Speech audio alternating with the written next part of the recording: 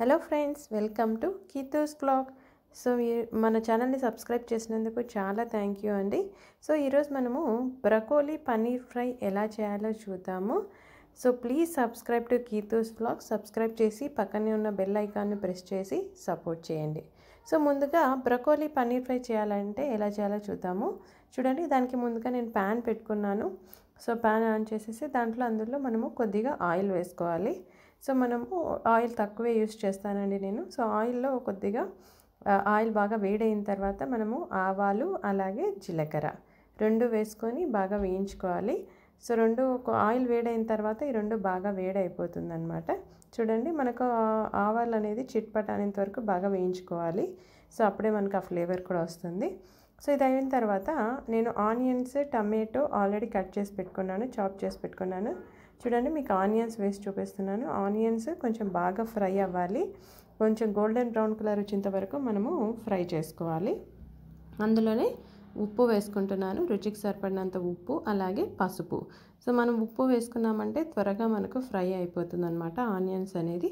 అలాగే టేస్ట్ కూడా బాగుంటుంది. చూడండి, ఆనియన్స్కి ఉప్పు పసుపు వేసేసి బాగా ఫ్రై చేసేసాను. సో ఇప్పుడు మనము అప్పుడే చాప్ చేసి పెట్టుకున్న టమాటాని కూడా యాడ్ చేసేసుకుంటాం. సో మనం ఇందులో కావాలంటే ఇంకా క్యాప్సికమ్ ఏదైనా ఉన్నా కూడా యాడ్ చేసుకోవచ్చు, ఎందుకంటే ఆ ఫ్లేవర్ కూడా వస్తుంది. సో నేనైతే టమాటా వేసి వేయించుకుంటున్నాను. టమాటా వేయించుకున్న తర్వాత అలాగే గ్రీన్ చిల్లీ ఎక్కువ తీసుకోవట్లేదు, జస్ట్ ఒక 2 తీసుకున్నాను అంతే. అందులో కొద్దిగా గార్లిక్ జింజర్ పేస్ట్ కూడా వేసి వేయించుకోవాలి.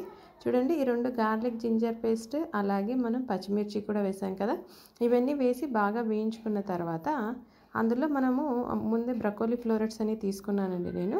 సో ఆ బ్రకోలీ అనేది చిన్న చిన్న పీసెస్గా కూడా కట్ చేసి పెట్టుకున్నాను, అవి కూడా వేసి ఫ్రై చేసుకున్నాను.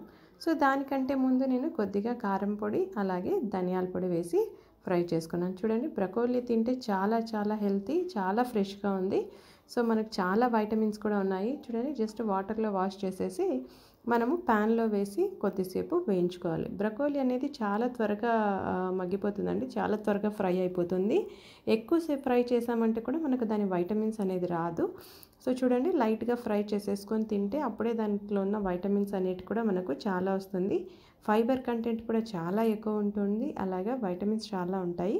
చూడండి, కొద్దిగా మగ్గిన తర్వాత మనము పన్నీర్ వేసేసుకుంటున్నాను నేను. సో పన్నీర్ అనేది చిన్న చిన్న స్లైసెస్ లేదా క్యూబ్స్లా కట్ చేసేసి పెట్టుకున్నాను అనమాట. సో మనకు కావాలంటే కొద్దిగా గ్రీన్ పీస్ వేసుకోవచ్చు, లేదంటే కొద్దిగా క్యాప్సికమ్ కూడా యాడ్ చేసుకోవచ్చు. నేనైతే గ్రీన్ చిల్లీ వేసుకున్నాను కాబట్టి పన్నీర్ వేసుకున్నాను. లేదంటే మనం పన్నీర్ని లైట్గా ఫ్రై చేసి కూడా వేసుకోవచ్చు. ఎక్కువ ఫ్రై చేస్తే వైటమిన్స్ ఉండదు, అందుకు నేను అలానే వేసి బ్రకోలీలోనే లైట్గా ఫ్రై చేశాను. చూడండి, కొందరు ఫ్రై అవ్వదేమో దీంట్లో వేస్తే అనుకుంటారు, కానీ పన్నీర్ అనేది బాగా వేగిపోయింది కూడా. చూడండి, ఇక్కడ చూస్తే మీకు అర్థమవుతుంది. సో వన్ సైడ్ బాగా గోల్డెన్ బ్రౌన్ కలర్లో వచ్చేసింది అనమాట. చూడండి, కలర్ఫుల్గా ఉంది కదా. మనం పన్నీరు బ్రకోలీ ఇలా చేసుకుంటే ఎంతో healthy paneer broccoli fry ready అయిపోతుంది. ఇంకా మనం టేస్ట్కి ఏదైనా తక్కువగా ఉంటే సాల్ట్ యాడ్ చేసుకోవచ్చు. చూడండి, దీంట్లో చాలా బెనిఫిట్స్ ఉన్నాయి. చూడండి, ఎన్ని బెనిఫిట్స్ ఉన్నాయంటే బ్రకోలీ అనేది హార్ట్ హెల్త్కి మంచిది, అలాగే ఐస్ కూడా మంచిది, అలాగే ఫైబర్ ఎక్కువ ఉంటుంది, బ్రెయిన్ హెల్త్కి కూడా మంచిది.